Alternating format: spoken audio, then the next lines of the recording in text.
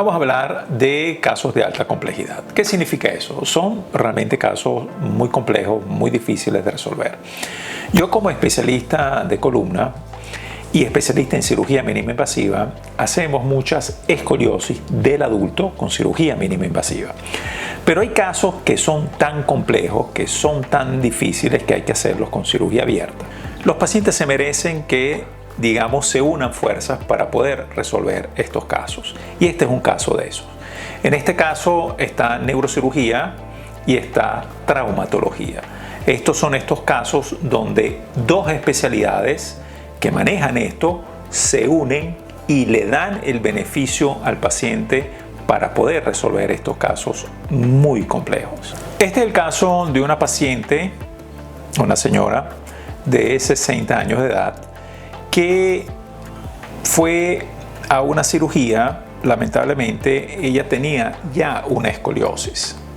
Esta paciente, como pueden ver, era una paciente que ya de entrada tenía una escoliosis importantísima, una escoliosis lumbar de 36 grados. Ya de entrada, una escoliosis por encima de 35 grados es quirúrgica. Ella se le operó la parte baja de la columna.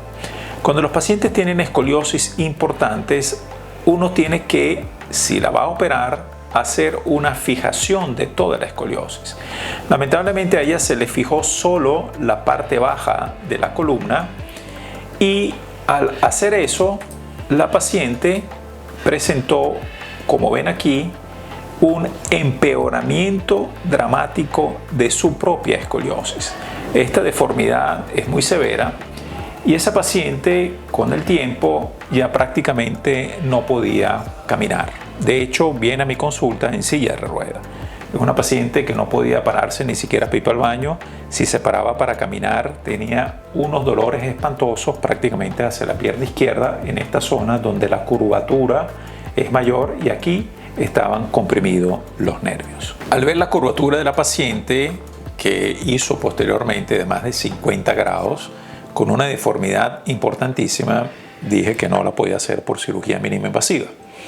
Entonces consulto el caso con Armando Pineda y entre los dos hacemos una estrategia para poder resolver este paciente. Entonces, una vez que discutimos el caso, hacemos una planificación del caso, es decir, dónde vamos a sacar los tornillos, qué tornillos vamos a poner, cómo vamos a limar y abrir las vértebras, etcétera, hacer osteotomía, es decir, hay toda una planificación en esos casos, eso lo discutimos y de esta manera, digamos, hacemos nuestra programación. En estos casos, digamos, de alta complejidad, son pacientes que las cirugías pueden durar un tiempo prolongado. En este caso particular, de verdad duró 7 horas. Pensábamos que iba a durar mucho más tiempo, pero pudimos, digamos, entre los dos ir resolviendo los problemas quirúrgicos rápidamente. Estos pacientes que tienen heridas importantes, pierden sangre, hay que ponerle sangre, y son pacientes que pasan posteriormente a terapia intensiva porque queremos que esa noche el paciente tenga cuidados importantes, porque pierden sangre, pueden tener dolor, etc. Entonces son casos que van a terapia intensiva, normalmente pasan 24 horas, no más de eso, máximo 48 horas y después van para la habitación. Esta es una paciente que pasó a la habitación y ya a las 48 horas ya la estábamos parando de una manera progresiva. Aquí podemos ver la imagen de la paciente preoperatoria, donde tenía una curvatura. Ella tenía antes de su primera operación 36 grados y después de su primera operación esos 36 grados subieron a 48. Entonces aquí podemos ver la severidad de su columna previa.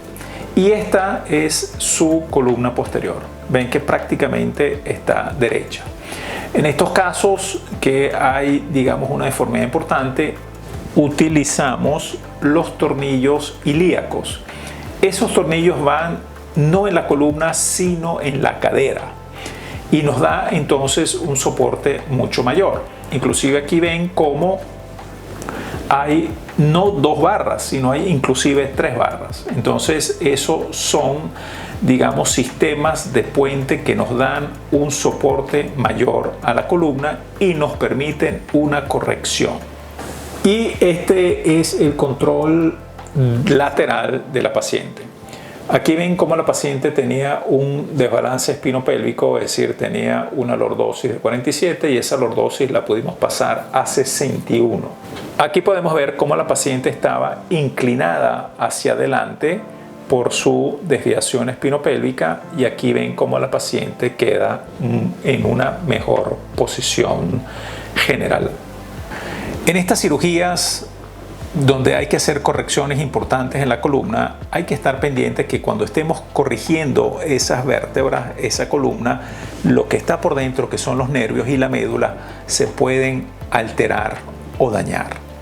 Por eso hacemos estas cirugías con monitoreo, neuromonitoreo permanente quirúrgico.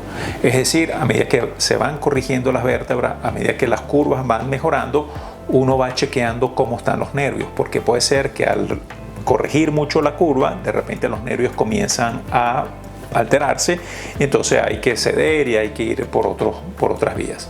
Eso es importantísimo en estos casos, hacer este neuromonitoreo. Finalmente operamos a la paciente, estuvo en terapia intensiva, de verdad que evolucionó bastante bien para la magnitud de la cirugía que se le hizo. Tuvimos unos cuidados especiales en la paciente, tenemos todo un equipo, digamos, para este tipo de cirugía, que son fisiatras, enfermeras, inclusive médicos internistas, que nos ayudan en el manejo perioperatorio, es decir, antes, durante y después de la cirugía. La paciente finalmente la vimos en la consulta, como pueden ver aquí. Esto es la paciente ya 2 meses postoperatorio. La paciente dejó la silla de ruedas, la paciente ya está caminando, la paciente está muy contenta porque ya puede definitivamente valerse por sí misma. Entonces, con esto lo que les quiero demostrar que hay casos de alta complejidad, por ejemplo en este caso de escoliosis, que no se pueden resolver por cirugía mínima invasiva. Para poder resolverlo por cirugía mínima invasiva hay ciertos criterios que el paciente debería tener y en este caso por supuesto no lo tenía. Entonces en esos casos uno tiene que, digamos, ampliar un poco su margen o su maniobrabilidad. En este caso consultamos y nos apoyamos en el doctor Armando Pineda, que sí es un especialista de escoliosis, digamos, de cirugía abiertas. Entonces, en este caso, 2 especialistas, una manera mínima invasiva, una abierta, unimos fuerzas para resolverle al paciente su problema. Al paciente siempre hay que ofrecerle lo mejor. Y si lo mejor significa apoyarme con otra especialidad, hay que ofrecérselo y hacérselo al paciente.